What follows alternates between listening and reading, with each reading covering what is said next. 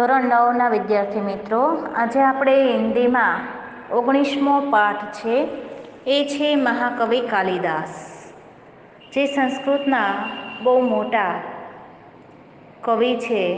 એવા કાલિદાસ વિશે અહીંયા નરપત બારહટ હળવેચાએ વાત કરી છે એમના ચરિત્ર વિશે, કે કાલિદાસ છે એના જીવનમાં કેવા બધા ઉતાર ચઢાવ આવ્યા અને કેવી રીતે એ આવા મહાન કવિ બની શક્યા. તો એના જીવન કવન વિશેની વાત અહીંયા લેખકે કરી છે. कालिदास संस्कृत भाषा के महाकवि हैं। उनके बारे में ऐतिहासिक और भौगोलिक जानकारी प्रामाणिक रूप से नहीं मिलती। प्रस्तुत लेख में लेखक ने कालिदास के बारे में उपलब्ध जानकारी देने का प्रयास किया है। पहले हम कालिदास के बारे में देखें, उसके पहले हम नरपत बारहट, उसका उपनाम है हड़वेचा। तो लेखक के बारे में हम देखें कि राजस्थानी संस्कृति के शोधकर्ता नरपत बारहट हड़वेचा ने MA BEd की उपाधि प्राप्त की है। जय नारायण विश्वविद्यालय जोधपुर से वे संलग्न है। उनकी विशेष रुचि काज लेखन में है।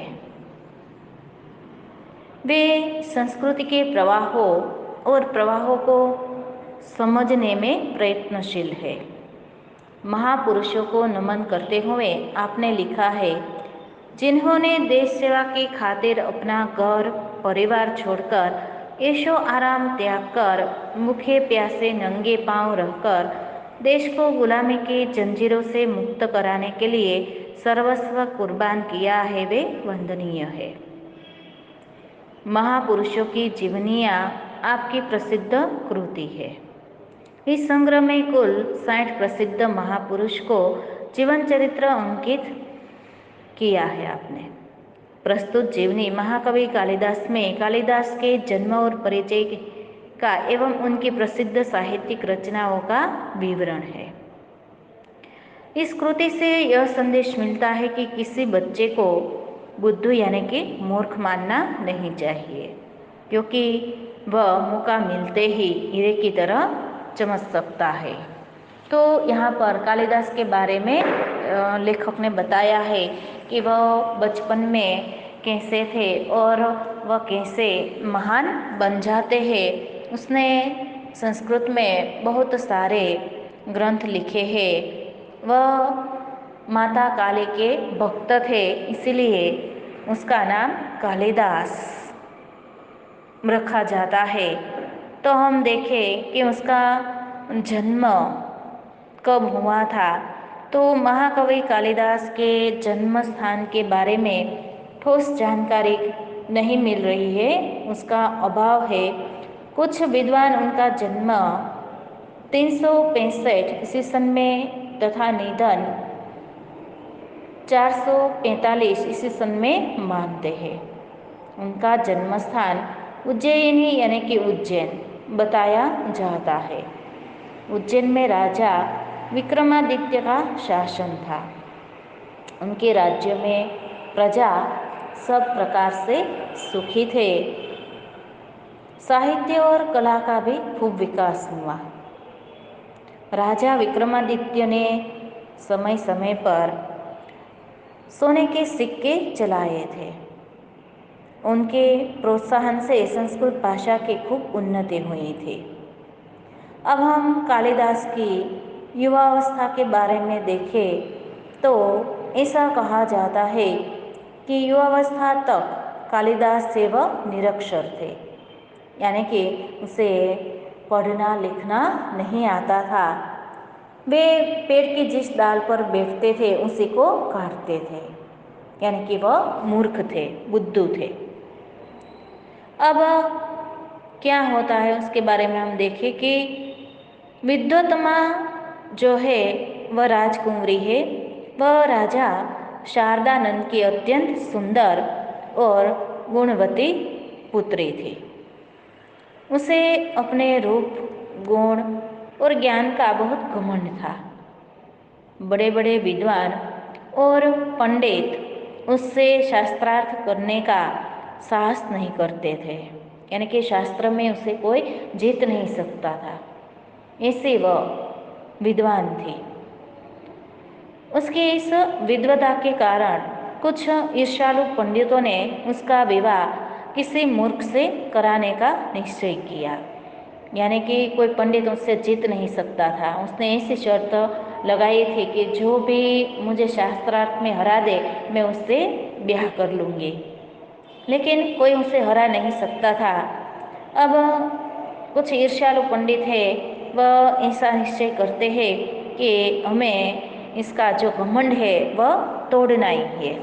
तो उस पंडितों ने एक मूर्ख युवान के साथ विद्योत्तमा का विवाह कर डाला। उन्होंने मूर्ख युवक कालिदास को उससे विवाह करने के लिए तैयार किया। पंडितों की सलाह के अनुसार शास्त्रार्थ के समय कालिदास मौन रहे। कालिदास को वह कहते हैं कि आपको कुछ कहना नहीं है, आपको मौन ही रहना है। बस इशारों में शास्त्रार्थ हुआ, इशारों में शास्त्रार्थ हो जाता है और उस शास्त्रार्थ में वह कालिदास से वह जीत जाता है और विद्योत्तमा हार जाती है।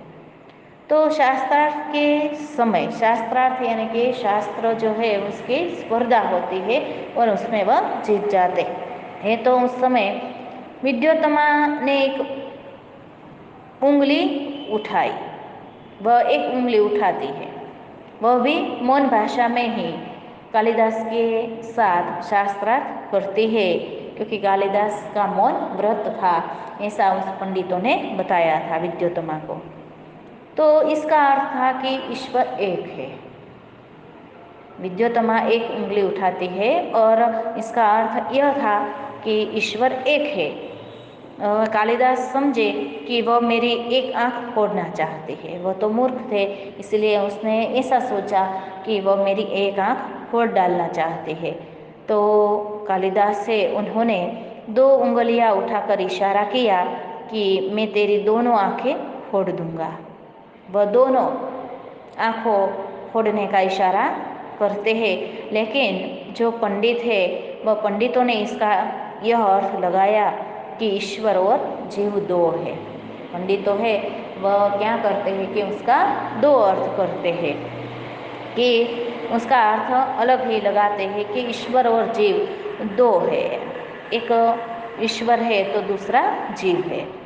इसके बाद विद्योत्तमा ने 5 उंगलियां दिखाकर 5 तत्वों का संकेत किया। अब विद्योत्तमा है वह इशारे में ऐसा कहती है कि 5 उंगलियां है, तो वह ऐसा कहती है कि 5 तत्व है इस संसार में, तो उसका यह संकेत था। तो कालिदास ने ऐसा समझा कि वह मुझे तमाचा मारना चाहती है, इसलिए कालिदास ने ऐसा संकेत, उसका जवाब ऐसा दिया मुट्ठी दिखाकर कि मैं तुम्हें घूंसा मारूंगा। तो घूंसा मारने का संकेत करते हैं, लेकिन पंडितों ने इसका यह अर्थ बताया कि 5 तत्वों के मिलने से ही सृष्टि का निर्माण होता है। तो पंडित है वह इसका अर्थ अलग लेते हैं, उसका अर्थ यह बताते हैं। अब शास्त्रार्थ में विद्योत्तमा वह हार जाती है, वह अपनी हार मान लेती है। इस प्रकार पंडितों ने छल से मूर्ख युवक के साथ उसका विवाह कर डाला।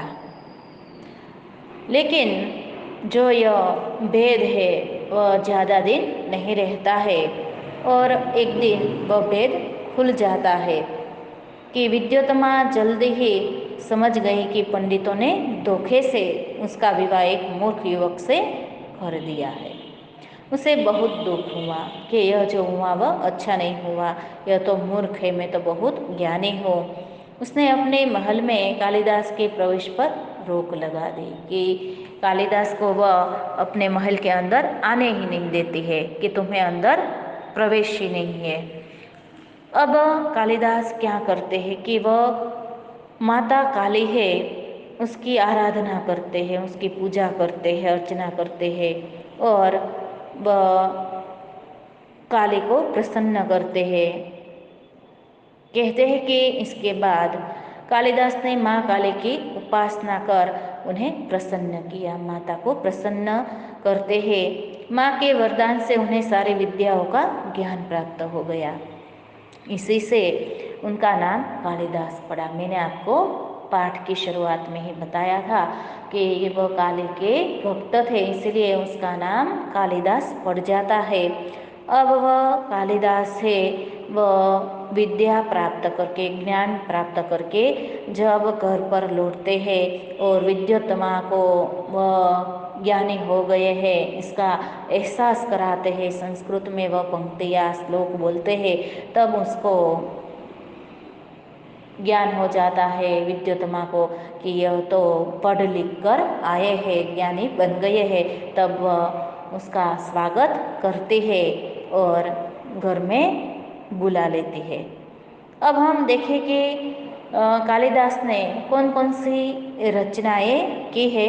तो महाकवि कालिदास ने संस्कृत में 7 ग्रंथों की रचना की। उसमें पहला ग्रंथ है ऋतुसंहार।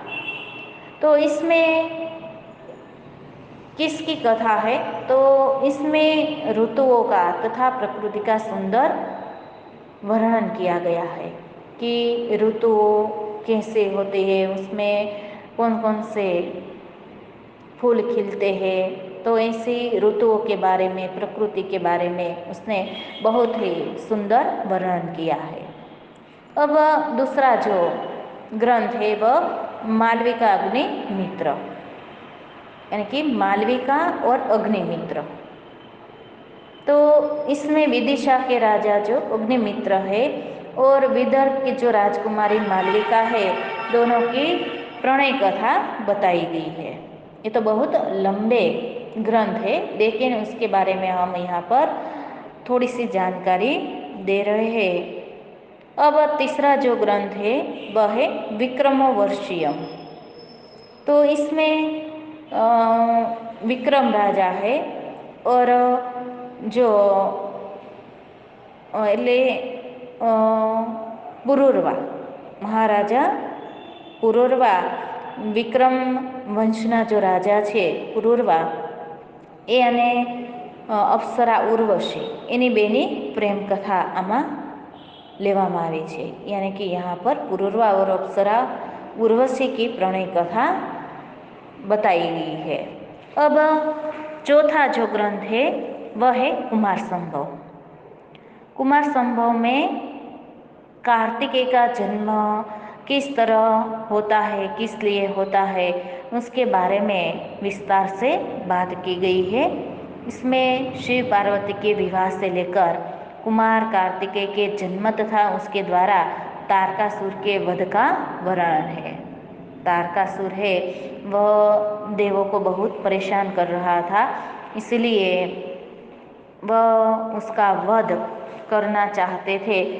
तो कार्तिकेय के हाथ उसका वध लिखा हुआ था।